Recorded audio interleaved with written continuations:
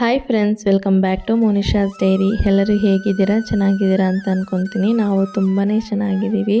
So ಇವತ್ತಿನ ವ್ಲಾಗಲ್ಲಿ ನನ್ನ one day random morning routine plus ಒಂದು ಹೈ ಪ್ರೋಟೀನ್ ಇರುವ ಒಂದು breakfast recipe and after delivery postpartum ಡಿಪ್ರೆಷನ್ನ ನಾನು ಯಾವ ರೀತಿ ಹ್ಯಾಂಡಲ್ ಮಾಡ್ತಿದ್ದೀನಿ ಅಂತ ಕೆಲವೊಂದು ಟಿಪ್ಸ್ ಜೊತೆ ನಿಮ್ಮ ಜೊತೆ ಈ ವ್ಲಾಗಲ್ಲಿ ಶೇರ್ ಮಾಡ್ಕೊತೀನಿ. ಸೊ ವಿಡಿಯೋ ಕೊನೆವರೆಗೂ ನೋಡಿ.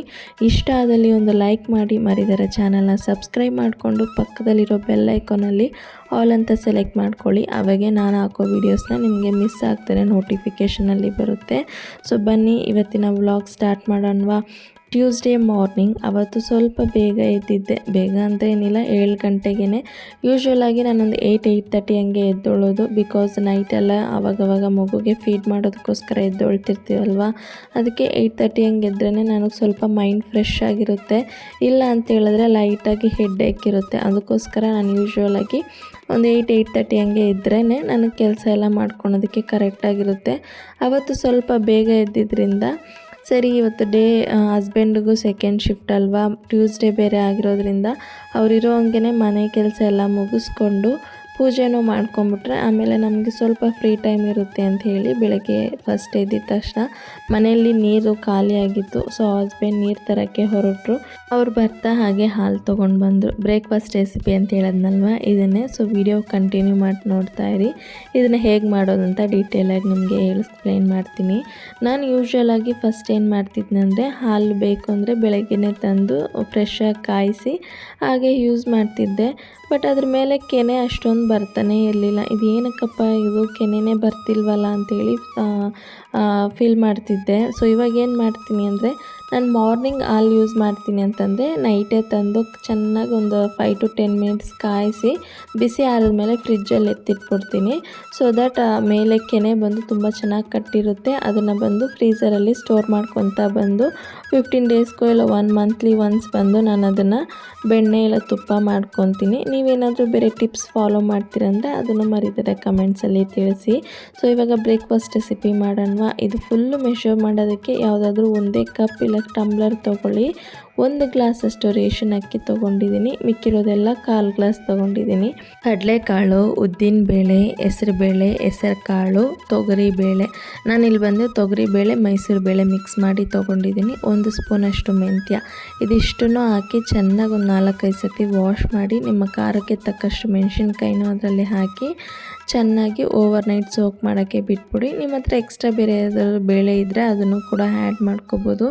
ಇವಾಗ ಮಾರ್ನಿಂಗ್ ಅದನ್ನು ಇನ್ನೊಂದು ಸತಿ ನೀಟಾಗಿ ವಾಶ್ ಮಾಡಿಬಿಟ್ಟು ಸ್ವಲ್ಪ ಬ್ಯಾಚ್ ಗ್ರೈಂಡ್ ಮಾಡ್ಕೊಳ್ಳಿ. ಫಸ್ಟ್ ಬ್ಯಾಚಲ್ಲಿ ಒಂದು ಸ್ವಲ್ಪ ಅಕ್ಕಿನ ಹಾಕ್ಕೊಂಡು ಒಂದು ಕೈ ಹಿಡಿಯಷ್ಟು ಬೆಳ್ಳುಳ್ಳಿನೂ ಹಾಕ್ಕೊಂಡು ಇವಾಗ ಇದರಲ್ಲಿ ಒಂದು ಚಿಕ್ಕ ಇಂಚಷ್ಟು ಶುಂಠಿ, ರುಚಿಗೆ ತಕ್ಕಷ್ಟು ಉಪ್ಪು, ಆಮೇಲೆ ಸೋಂಬು ಕಾಳು ಅಂತಾರಲ್ವ ಅದನ್ನು ಹಾಕ್ಕೊಂಡು ಹಿಂಗು ಹಾಕ್ಕೊಂಡು ಚೆನ್ನಾಗಿ ಸ್ವಲ್ಪನೇ ನೀರು ಹಾಕ್ಕೊತ ಗ್ರೈಂಡ್ ಮಾಡ್ಕೊಳ್ಳಿ. ಸೊ ಈ ಶುಂಠಿ, ಬೆಳ್ಳುಳ್ಳಿ, ಹಿಂಗು ಇದನ್ನೆಲ್ಲ ಹಾಕೋದನ್ನ ಮರಿದರೆ ಮಿಸ್ ಮಾಡಬೇಡಿ. ಬಿಕಾಸ್ ಕೆಲವೊಬ್ಬರಿಗೆ ಈ ಕಾಳುಗಳು ತಿನ್ನೋದ್ರಿಂದ ಗ್ಯಾಸ್ಟ್ರಿಕ್ ಪ್ರಾಬ್ಲಮ್ ಇಲ್ಲಾಂದರೆ ಡೈಜೆಸ್ಟಿವ್ ಪ್ರಾಬ್ಲಮ್ ಇರುತ್ತಲ್ವ.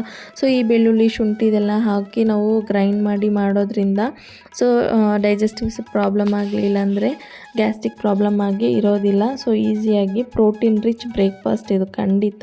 ಯಾವಾಗಲೂ ಒಂದೇ ಥರ ಇಡ್ಲಿ ದೋಸೆ ತಿಂತಾ ಇರೋದಕ್ಕಿಂತ ಈ ಥರ ಡಿಫ್ರೆಂಟಾಗಿ ಮಾಡ್ತಿದ್ರೆ ಹೆಲ್ತ್ಗೂ ತುಂಬಾ ಒಳ್ಳೆಯದು. ಆ್ಯಂಡ್ ಮಕ್ಕಳು ಈ ಕಾಳುಗಳೆಲ್ಲ ಅಷ್ಟೊಂದು ಇಷ್ಟಪಟ್ಟು ತಿನ್ನಲ್ಲ ಅಂದರೆ ಈ ದೋಸೆನ ಚೆನ್ನಾಗಿ ಇಷ್ಟಪಟ್ಟು ತಿಂತಾರೆ. ನಾರ್ಮಲ್ ದೋಸೆ ಥರನೇ ತುಂಬ ಕ್ರಿಸ್ಪಿಯಾಗಿರುತ್ತೆ. ಇನ್ ಕೇಸ್ ನೀವು ಒಂದು ದಿವಸ ಈ ಥರ ನಾರ್ಮಲ್ ದೋಸೆ ಹೆಂಗೆ ಉಯ್ಕೊಂಡು ಇದರಲ್ಲಿ ನೀವಿನ್ನು ಆನಿಯನ್, ಕ್ಯಾರೆಟ್, ಕೊತ್ತಂಬರಿ ಸೊಪ್ಪು, ಹಸಿಮೆಣ್ಸಿನ್ಕಾಯಿ ಇವನ್ನೆಲ್ಲ ಹಾಕ್ಕೊಂಡು ಉಯ್ಕೊಂಡ್ರೂ ಅದೂ ತುಂಬಾ ಚೆನ್ನಾಗಿರುತ್ತೆ. ಸೊ ಬೆಳಗ್ಗೆ ಇದು ಕಾಫಿ ಎಲ್ಲ ಮಾಡಿ ಕುಡ್ಕೊಂಡು ಆರಾಮಾಗಿ ಮಾತಾಡ್ತಾ ಕೂತಿದ್ವಿ. ಆಮೇಲೆ ನಮ್ಮ ಅತ್ತೆ ಕಾಲ್ ಮಾಡಿದ್ರು ಒಂದು 8:30 ಹಂಗೆ.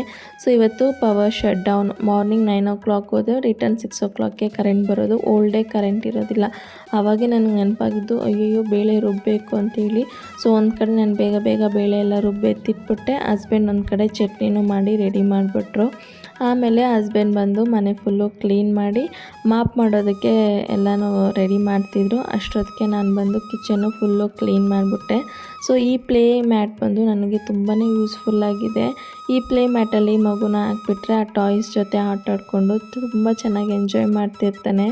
ಆ ಟಾಯ್ಸಲ್ಲಿ ಮ್ಯೂಸಿಕ್ ಬರುತ್ತೆ, ಅದನ್ನು ಕೇಳಿಕೊಂಡು, ಇಲ್ಲಾಂದರೆ ಟಿ ವಿಲಿ ನಾನು ಸ್ವಲ್ಪ ಹಾಡುಗಳು ಹಾಕ್ಬಿಟ್ಟು ನಾಯ್ಸ್ ಸ್ವಲ್ಪ ಜಾಸ್ತಿ ಇಟ್ಟರೆ ಆ ಮ್ಯೂಸಿಕ್ ಜೊತೆ ಈ ಟಾಯ್ಸ್ ಜೊತೆ ಚೆನ್ನಾಗಿ ಆಟ ಆಡಿಕೊಂಡು ಸ್ವಲ್ಪ ಹೊತ್ತು ಟೈಮ್ ಪಾಸ್ ಮಾಡ್ತಾನೆ. ಆಮೇಲೆ ಸ್ವಲ್ಪ ಟಯರ್ಡ್ ಆದಮೇಲೆ ಫೀಡ್ ಮಾಡಿದ್ರೆ ಚೆನ್ನಾಗಿ ಮಲ್ಕೊಂಡು ನಿದ್ದೆ ಮಾಡಿಬಿಡ್ತಾನೆ.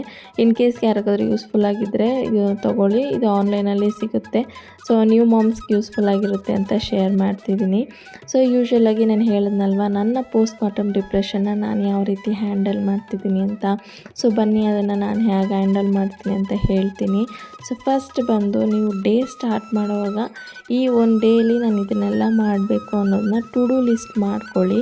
ಬಟ್ ಅದನ್ನು ತುಂಬ ಪ್ರೆಷರ್ ಮಾಡ್ಕೋಬೇಡಿ. ಈ ಟೈಮ್ ಒಳಗಡೆ ಈ ಥರ ಮಾಡಬೇಕು, ಇಲ್ಲ ಇಷ್ಟರಲ್ಲಿ ನಾನು ಇದನ್ನು ಮುಗಿಸ್ಬೇಕು ಅಂತೇಳಿ. ಬಿಕಾಸ್ ಮಕ್ಕಳು ಯಾವಾಗ ಮಲ್ಕೊತಾಳೆ ಎದ್ದೊಳ್ತಾರೆ ಅಂತ ನಮಗೆ ಗೊತ್ತಾಗೋದಿಲ್ಲ. ಅದ್ರ ಜೊತೆಗೆ 2 ಮಕ್ಕಳಿದ್ರು ಅಂದರೆ ದೊಡ್ಡ ಮಗಳನ್ನೂ ಮೇಂಟೈನ್ ಮಾಡಬೇಕು, ಚಿಕ್ಕ ಮಕ್ಕಳನ್ನೂ ಮೇಂಟೈನ್ ಮಾಡಬೇಕು. ಸೊ ತುಂಬಾ ಕಷ್ಟ ಆಗುತ್ತೆ. ಜೊತೆಗೆ ನಮ್ಮ ಹೌಸ್ ಹೋಲ್ಡ್ ವರ್ಕ್ಸ್ ಇರ್ಬೋದು, ಇಲ್ಲ ಅಡುಗೆ ಮಾಡೋದಿರ್ಬೋದು, ಎಲ್ಲನೂ ಮೇಂಟೈನ್ ಮಾಡಬೇಕಲ್ವ. ಸೊ ಅದಕ್ಕೋಸ್ಕರ ಫಸ್ಟ್ ನೀವೇನು ಮಾಡಿ ಟು ಡೂ ಲಿಸ್ಟ್ ಮಾಡ್ಕೊಳ್ಳಿ. ಸೊ ಇವತ್ತಿನ ದಿನದಲ್ಲಿ ಏನೆಲ್ಲ ಮಾಡಬೇಕು ಅಂತೇಳಿ. ಸೊ ಅದನ್ನು ಆದಷ್ಟು ಬೆಳಗ್ಗೆಯಿಂದ ಸಾಯಂಕಾಲವರೆಗೂ ಟೈಮ್ ತೊಗೊಂಡು ಸಾಯಂಕಾಲದೊಳಗಡೆ ಮುಗಿಸೋಗೋದಕ್ಕೆ ನೋಡಿ. ಇನ್ ಕೇಸ್ ಆಗಲಿಲ್ಲ ಅಂದರೆ ಏನು ಫೀಲ್ ಮಾಡೋಕ್ಕೆ ಹೋಗ್ಬಿಡಿ, ನಾವು ನೆಕ್ಸ್ಟ್ ಡೇ ಮಾಡ್ಕೋಬೋದು. ನಮ್ಮನ್ನು ನಾವು ಯಾವ ರೀತಿ ಕೂಲಾಗಿ ಹ್ಯಾಂಡಲ್ ಮಾಡ್ತೀವೋ ಅವಾಗೆ ನಮಗೆ ಆ ಸ್ಟ್ರೆಸ್ ಅನ್ನೋದನ್ನು ಅಷ್ಟೊಂದು ಇರೋದಿಲ್ಲ. ನಾನಿಷ್ಟು ಟೈಮಲ್ಲಿ ಮುಗಿಸ್ಬೇಕು, ಇವತ್ತು ಕಂಪಲ್ಸರಿ ಮುಗಿಸ್ಬೇಕು ಅಂತ ನಮಗೆ ನಾವೇ ಸ್ಟ್ರೆಸ್ ಮಾಡ್ಕೊಳೋದ್ರಿಂದ ಅದು ತುಂಬಾ ನಾವು ಒಂದೊಂದು ಸತಿ ನಮಗೆ ಗೊತ್ತಾಗದ್ರೆ ಮಕ್ಕಳ ಮೇಲೆ ಕೂಡ ಟೆನ್ಷನಲ್ಲಿ ಕಿರ್ಚೋದಿರಲಿ, ಹೊಡೆಯೋದಿರಲಿ, ಈ ಥರ ಎಲ್ಲ ಮಾಡಿಬಿಡ್ತೀವಲ್ವ. ಸೊ ಅದಕ್ಕೋಸ್ಕರನೇ ಸ್ವಲ್ಪ ನೀವು ಕಾಮಾಗಿ ಇವತ್ತು ಮಾಡೋಕ್ಕಾಗಿಲ್ಲ ಅಂದರೆ ತುಂಬ ಟೆನ್ಷನ್ ತೊಗೊಳ್ಬೇಡಿ, ಗಿಲ್ಟ್ ಫೀಲ್ ಮಾಡೋಕ್ಕೆ ಹೋಗಬೇಡಿ, ಈಸಿಯಾಗಿ ಮೇಂಟೈನ್ ಮಾಡ್ಕೊಳ್ಳಿ. ಆ್ಯಂಡ್ ಇನ್ನೊಂದು ಮುಖ್ಯವಾಗಿರೋ ವಿಷಯ, ಆಫ್ಟರ್ ಡೆಲಿವರಿ ಬಂದು ರಿಲೇಟಿವ್ಸ್ ಆಗಲಿ ಫ್ರೆಂಡ್ಸ್ ಆಗಲಿ ನೋಡೋದಕ್ಕೆ ಅಂತ ಬರ್ತಾರೆ.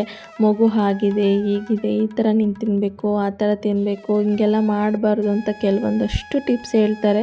ಸೊ ಅವ್ರು ಹೇಳೋದನ್ನೆಲ್ಲ ಕೇಳ್ಕೊಳ್ಳಿ, ಬಟ್ ತುಂಬ ಟೆನ್ಷನ್ ತೊಗೊಳಕ್ಕೆ ಹೋಗಬೇಡಿ. ಬಿಕಾಸ್ ಅವ್ರು ಬಂದು ಒಂದು ದಿವಸ ಇಲ್ಲ ಅರ್ಧ ದಿವಸ ನಿಮ್ಮನ್ನು ನೋಡ್ಬಿಟ್ಟು ಹೊರಟೋಗ್ತಾರೆ. ಆಮೇಲೆ ನೀವು ಹೆಂಗೆ ಇರ್ತೀರ, ಏನು ಮಾಡ್ತೀರ ಅಂತ ಅವ್ರಿಗೆ ಗೊತ್ತಾಗೋದಿಲ್ಲ. ಅವ್ರು ಹೇಳೋ 1-2 ಮಾತುಗಳಿಗೆ ನೀವು ತುಂಬ ತಲೆ ಕೆಡಿಸ್ಕೊಳಕ್ಕೆ ಹೋಗಬೇಡಿ. ನಿಮ್ಮ ಡಾಕ್ಟರ್ ಇಲ್ಲ ನಿಮ್ಮ ಫ್ಯಾಮಿಲಿಯಲ್ಲಿ ಅಮ್ಮ ಏನು ಹೇಳ್ತಾರೆ ಆ ರೀತಿ ನೀವು ನಡ್ಕೊಳ್ಳಿ. ಸೊ ಮಗು ಹೇಗಿದೆ ಆಗಿದೆ ಅಂತ ಹೇಳಿದ್ರೆಲ್ಲ ತುಂಬ ಟೆನ್ಷನ್ ತೊಗೊಳಕ್ಕೆ ಹೋಗಬೇಡಿ. ನಿಮ್ಗೆ ಯಾವುದು ಒಳ್ಳೇದು ಅನಿಸುತ್ತೋ ಆ ಟಿಪ್ಸ್ನ ತೊಗೊಳ್ಳಿ. ಯಾವ್ದು ನಿಮ್ಗೆ ಸುಮ್ಮನೆ ಟೆನ್ಷನ್ ಕೊಡುತ್ತೆ ಅನ್ನೋದು ಆ ಟಿಪ್ನ ಅಲ್ಲೇ ಮರೆತು ಬಿಟ್ಬಿಡಿ. ಆಫ್ಟರ್ ಡೆಲಿವರಿ ಬಂದು ಹಾರ್ಮೋನಲ್ ಚೇಂಜಸ್ ಇರ್ಬೋದು, ಇಲ್ಲ ಮೂಡ್ ಸ್ವಿಂಗ್ಸ್ ಬಂದು ತುಂಬಾ ಜಾಸ್ತಿ ಇರುತ್ತೆ. ಸೊ ಮನೆ ಕೆಲಸ ಮಾಡೋದಿರಲಿ, ಇಲ್ಲಾಂದರೆ ನಮಗೆ ಸ್ಟಿಚ್ ಪೇಯ್ನ್ಸು, ಮಗುನ ನೋಡ್ಕೊಳೋದು ತುಂಬಾ ಕಷ್ಟ ಇರುತ್ತೆ. ಆಲ್ಮೋಸ್ಟ್ ಎಲ್ಲರ ಮನೇಲೂ ಫಸ್ಟ್ ನಮ್ಮ ಹತ್ರ ಸಿಗಾಕೊಳ್ಳೋದಂದರೆ ಹಸ್ಬೆಂಡ್ಸೇ ಅಲ್ವಾ. ಸೊ ಅವರು ನಮ್ಮ ಕಷ್ಟನ ಅರ್ಥ ಮಾಡ್ಕೋಬೇಕು. ನಾವು ಒಂದೊಂದು ಟೈಮಲ್ಲಿ ಕಿರ್ಚಾಡಿದ್ರೆ ಅವರು ಅದನ್ನು ಅರ್ಥ ಮಾಡ್ಕೊಂಡು ರಿಟರ್ನ್ ಕಿರ್ಚೋದ್ರಿಂದ ಯಾವುದೇ ಪ್ರಯೋಜನ ಇರೋದಿಲ್ಲ. ಬಿಕಾಸ್ ಇಬ್ಬರು ಒಂದು ಆರ್ಗ್ಯುಮೆಂಟ್ಸಲ್ಲಿ ಹೋಗಿ ಜಗಳ ಮಾಡ್ತೀವಿ ಹೊತ್ತು. ಸೊ ಹಸ್ಬೆಂಡ್ಸ್ ಆದಷ್ಟು ಅದನ್ನು ಅರ್ಥ ಮಾಡಿಕೊಂಡು ಕಂಟ್ರೋಲ್ ಮಾಡ್ಕೊಳ್ಳಿ. ನಮ್ಮ ಮನೇಲಿ ನನಗೂ ಮೂಡ್ ಸ್ವಿಂಗ್ಸ್ ಆಗುತ್ತೆ, ಸಿಟ್ಟು ಬರುತ್ತೆ, ಕಿರ್ಚಾಡ್ತೀನಿ. ಸೊ ಅದನ್ನು ನನ್ನ ಹಸ್ಬೆಂಡ್ ಅರ್ಥ ಮಾಡಿಕೊಂಡು ರಿಟರ್ನ್ ಅವರು ಕಿರ್ಚಾಡೋದಿಲ್ಲ. ನನ್ನನ್ನು ಹೇಗೆ ಕಾಮ್ ಮಾಡಬೇಕು, ಇಲ್ಲಾಂದರೆ ಆ ಟಾಪಿಕ್ನ ಹೇಗೆ ಚೇಂಜ್ ಮಾಡಬೇಕು ಅಂತೇಳಿ ಅವ್ರು ಬೇರೆ ಟಾಪಿಕ್ಸ್ನೆಲ್ಲ ಮಾತಾಡಿ ನನ್ನ ಮೈಂಡ್ನ ಸ್ವಲ್ಪ ಫ್ರೀ ಮಾಡ್ತಾರೆ. ಸೊ ಖಂಡಿತ ಹಸ್ಬೆಂಡ್ಸ್ ಹೆಲ್ಪ್ ತುಂಬಾ ಮುಖ್ಯ. ಸೊ ಅವರು ಅರ್ಥ ಮಾಡಿಕೊಂಡು ನಮಗೆ ಹೆಲ್ಪ್ ಮಾಡಿದ್ರೆ ಈ ಪೋಸ್ಟ್ ಮಾರ್ಟಮ್ ಡಿಪ್ರೆಷನ್ ಅನ್ನೋದನ್ನ ಈಸಿಯಾಗಿ ನಾವು ಮೂವ್ ಆಗಿ ಬಂದ್ಬಿಡ್ಬೋದು. ಸೊ ನನಗೆ ಗೊತ್ತಿರೋ ಕೆಲವೊಂದು ಟಿಪ್ಸ್ನ ನಿಮ್ಮ ಜೊತೆ ಶೇರ್ ಮಾಡಿದ್ದೀನಿ. ನಾನು ಈ ರೀತಿ ಫಾಲೋ ಮಾಡ್ತಿರೋದ್ರಿಂದ ನನ್ನ ಪೋಸ್ಟ್ ಮಾರ್ಟಮ್ ಡಿಪ್ರೆಷನ್ ಅನ್ನೋದು ತುಂಬ ಈಸಿಯಾಗಿ ಈ ಡೇಸ್ ಎಲ್ಲ ಹೋಗ್ತಿದೆ.